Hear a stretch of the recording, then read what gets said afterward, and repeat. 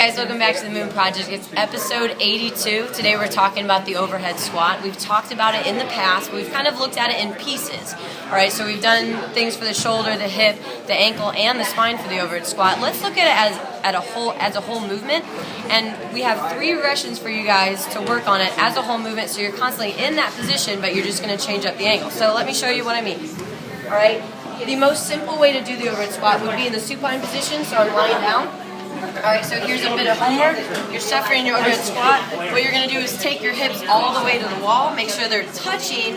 Unless your tailbone is already starting to pop up, then you want to make sure that you're backing off. So my whole spine has to be touching the ground. Make full contact. Alright, next thing I'm going to do is tuck my heels in as close to my hips as I possibly can.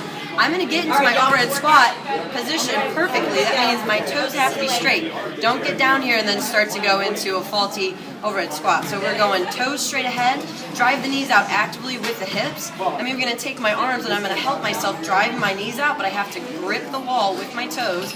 From there, 2-second press out, and then I'm going to come into my overhead squat position. What's hard about reaching overhead here is that my lower back is going to want to pop up if I don't have a lot of extension through my thoracic.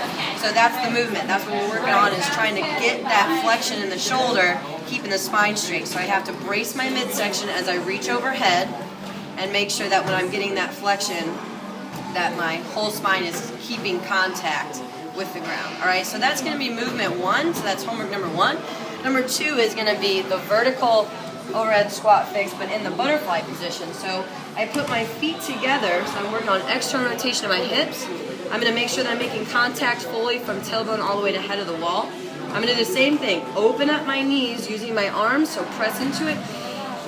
Take a big breath, and then go into that overhead squat position. Again, very, very difficult to keep my whole spine making contact with the wall when I go into full flexion of my shoulder. So while I do that, I have to make sure I brace my midsection, consistently breathe, and then go into the overhead movement. Alright, my arms are popping up, that's okay. It's very, very difficult to keep your arms making contact. So your goal is to slide across the wall and keep contact with the spine.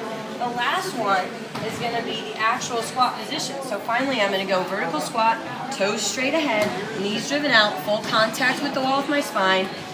Open up the knees with the arms, breathe into it. Okay, grip the ground with my toes, and then go ahead and draw up. Alright, still, keep the spine straight against the wall. Okay, this position is tough. The more time you spend in the bottom position of the squat, the better you're going to get at the bottom position of a squat. Okay, so those are your 3 regressions.